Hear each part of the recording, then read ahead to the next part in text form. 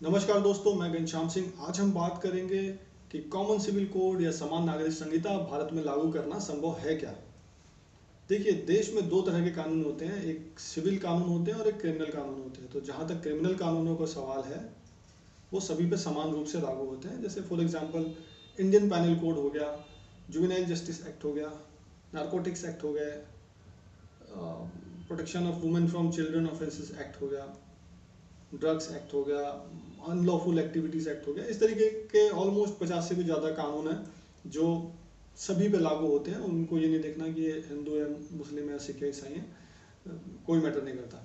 अब बात आती है सिविल कानूनों की। सिविल कानूनों में जैसे शादी से रिलेटेड कानून हो गए, तलाक से रिलेटेड, दान देने से रिलेटेड, उत्तराधिकार, गोद लेना, इन सब से रिलेटेड जो कानून हैं वो देश में सबके लिए अलग अलग हैं। जितने भी संप्रदाय हैं सब अपना अपना फॉलो करते हैं। मेनली हिंदू, मुस्लिम, सिख, ईसाई, ये सब अपना अपना अलग अलग फॉलो करते हैं। अब इसमें भी कुछ एग्जांपल ले लेते हैं कि इसमें किस किस टाइप के कानून हैं। अब जैसे पारसीज के लिए है marriage, the Parsi marriage and divorce act है। फिर मुस्लिम्स के लिए the dissolution of Muslim marriage act हो गया। फिर स्पेशल मैरिज एक्ट हो गया, जो कि अगर हिंदू मुस्लिम या दो अलग अलग संप्रदाय के लोग आपस में शादी करते हैं तो उनके लिए स्पेशल मैरिज एक्ट हो गया।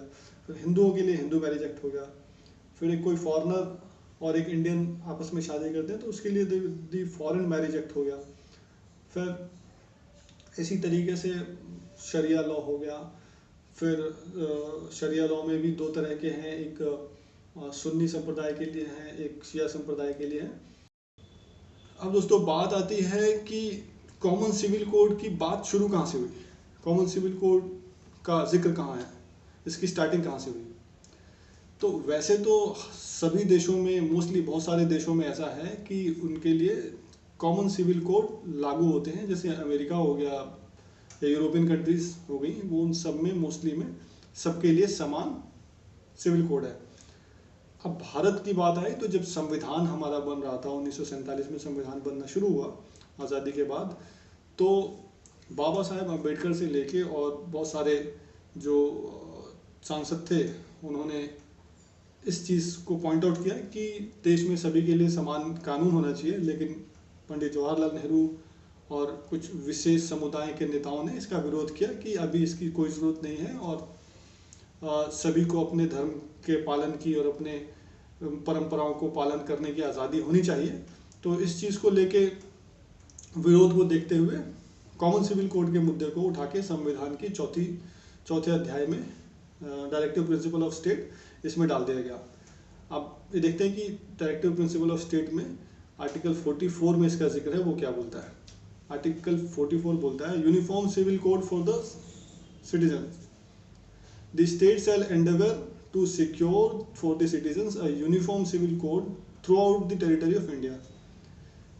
राज्य भारत के समस्त कार्य क्षेत्र में नागरिकों के लिए एक समान सिविल संहिता प्राप्त करने का प्रयास करेगा। अब बात यह आती है कि कॉमन सिविल कोड लागू होने और ना होने से फर्क क्या पड़ता है।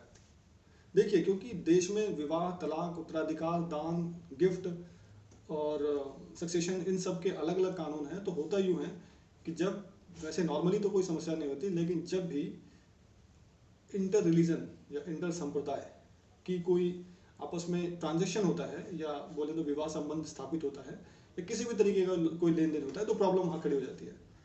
फॉर एग्जाम्पल, एक हिंदू लड़की और एक मुस्लिम लड़के की शादी हो जाती है। अब हिंदू लड़की मुस्लिम लड़के के घर पे जाएगी।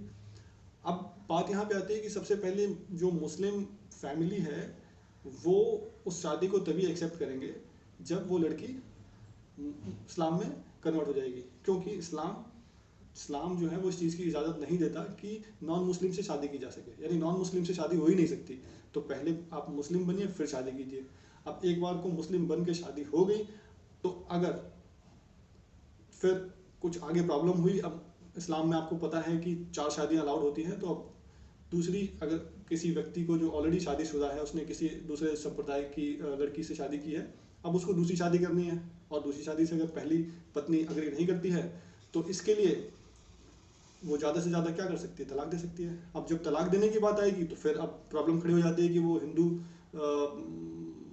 एक्ट से तलाक दे या मुस्लिम के पर्सनल लॉ से तलाक दे, करे क्या। क्योंकि मुस्लिम लॉ उस पर लागू नहीं होता, वो इस्लाम में कन्वर्ट हो चुकी है, तो अब हिंदू एक्ट कैसे लागू हो? अगर हिंदू लागू होगा तो फिर वो मुस्लिम कैसे रही? तो इस तरीके की समस्याएं बहुत तरह की खड़ी हो जाती हैं, और ऐसे आए दिन केसेस कोर्ट में इस तरह के आते रहते हैं। तो इवन अभी रिसेंटली एक हाई कोर्ट में केस आया था, तो हाई कोर्ट ने भी सरकार की खिंचाई की थी और सरकार को बोला था कि भैया आज़ादी के 70 साल हो गए हैं, 74 साल हो गए हैं, अब तो एटलीस्ट आर्टिकल 44 को तरजीह दीजिए, और जो आज की जो यंग जनरेशन है वो इतना सफ़र कर रही है और उसको सफ़र करने की कोई कारण नहीं है। तो इसके लिए, और सुप्रीम कोर्ट भी कई बार बोल चुका है सरकार को कि आप कॉमन सिविल कोड जो है वो लागू कीजिए। अब बात यह आती है कि कॉमन सिविल कोड लागू करने में समस्या क्या आती है। देखिए, समस्या यह है कि क्योंकि अभी तक अपने अपने संप्रदाय के हिसाब से अपने अपने पर्सनल लॉ फॉलो होते आ रहे हैं। मेनली मैं एक संप्रदाय का एग्जांपल दूंगा, जैसे इस्लाम में अपने पर्सनल लॉ हैं, एक अलग, लोग 4 शादियां कर सकते हैं, तलाक तुरंत दे सकते हैं, और भी बहुत तरह की उनकी अपनी मान्यताएं हैं। अब अगर कॉमन सिविल कोड लागू हो गया तो इससे इन सब चीज़ों की जो वरीयतें हैं या ये सब चीज़ें जो कर पाते हैं वो नहीं कर पाएंगे। तो इसके लिए मेनली मुस्लिम समाज जो है हमारे देश में वो ही इसका विरोध करता है, और इसी विरोध के कारण ये इतने लंबे समय तक लटकता जा रहा है। हिंदू समाज को मुझे नहीं लगता कि किसी को कोई प्रॉब्लम है, क्योंकि हम हिंदू समाज तो ऑलरेडी लिबरल है और ऑलरेडी वो समय के साथ अपने आप को बदलता रहता है, तो उसको कोई परेशानी होती नहीं है। अब बात आती है कि क्या मोदी सरकार संविधान के आर्टिकल 44 को या कॉमन सिविल कोड को लागू कर पाएगी। अब देखिए, यहाँ पर मैं अपना ओपिनियन दूंगा कि क्योंकि ये कॉमन सिविल कोड अगर लागू करने सरकार जाएगी तो देश में एक बहुत बड़ा आंदोलन शुरू हो जाएगा, बहुत बड़ा हंगामा होगा। इसलिए सरकार, मुझे लगता नहीं है कि ऐसा चाहेगी कि अभी आने वाले कुछ समय में ऐसा हंगामा या ऐसा देश में बवाल चाहे।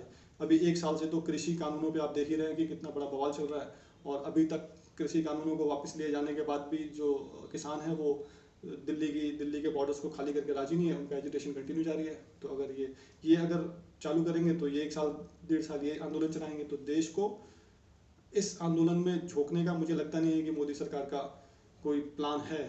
और वैसे भी कॉमन सिविल कोड की ज़रूरत तभी पड़ती है जब इंटर रिलीजन या इंटर कम्युनिटी कोई ट्रांजेक्शन्स होते हैं, यानी शादी विवाह या कोई भी ट्रांजेक्शन इंटर कम्युनिटी कुछ होता है तो ही वहाँ पे लागू होते हैं। वाइडली हर किसी पे कोई ये इफेक्ट नहीं करता है। तो मुझे लगता है कि 2024 में या उसके बाद अगर मोदी सरकार वापस आती है तो मे भी इसको लागू करे, बट अभी 3 सालों में एटलीस्ट ये